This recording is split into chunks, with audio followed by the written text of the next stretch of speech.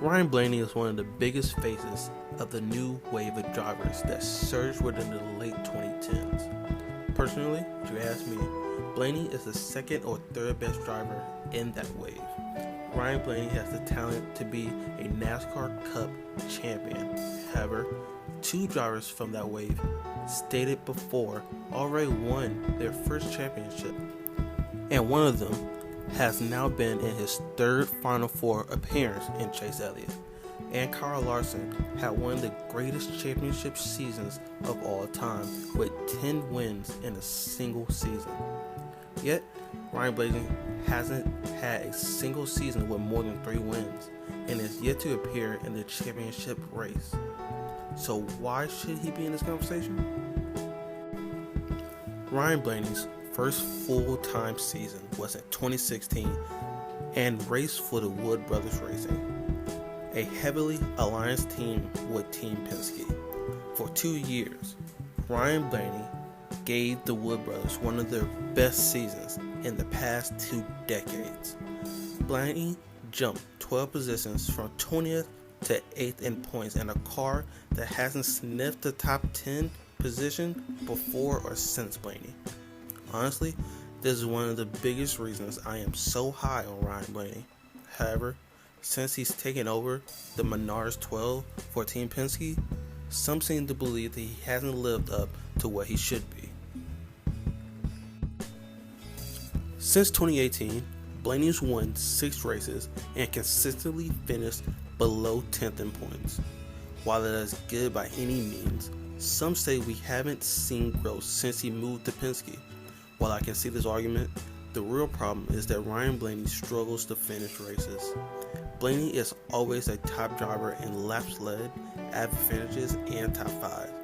However, the best stat there is in NASCAR is wins, and that holds to be true even in this playoff format. Ryan Blaney only has 1 season with more than 1 win in a season, and his struggle to complete the fight was never on display more than 2022. Ryan Blaney's 2022 campaign was an indictment on Ryan's inability to finish. He was so consistent that he finished the season winning the round of 8 in NASCAR's playoffs. He did this with barely any playoff points and killed a majority of drivers with solely consistency. His only win was a non-points paying winning race that no one should have watched.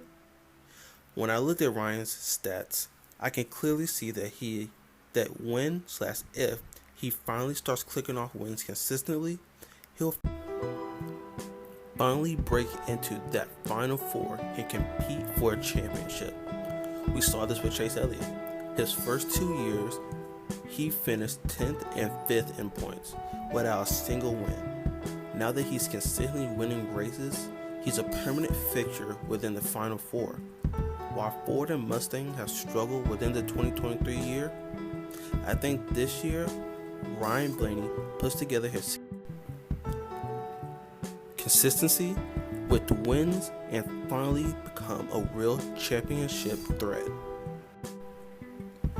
And I think Blaney already knows this. While Blaney's been in the 12 car, Joey Logano has boasted multiple championships and a Final Four appearance. Brad Keselowski also made a Final Four showing in 2020 and won a championship a couple years before Ryan got to Team Penske. I believe Blaney holds the same talent and clearly has the car to get it done. I mean, honestly, it's kind of impressive how far he constantly gets without reaching victory lane. Blaney is at a time where he should be competing for championships at this point. He is no longer one of the young guys, but a solidified driver whose peers have passed him in accolades. Ryan Blaney is a rock star in our sport. As a Chase Elliott fanboy, Ryan's personality is something that Chase just doesn't show often. It is the same idea of when Casey King was growing in NASCAR. As a personal munch, I understand what someone like Casey and Ryan can do for NASCAR if he becomes a real championship threat, not to steal from Kyle Petty. To be fair, Ryan is only 29, so he's not necessarily in win now mode.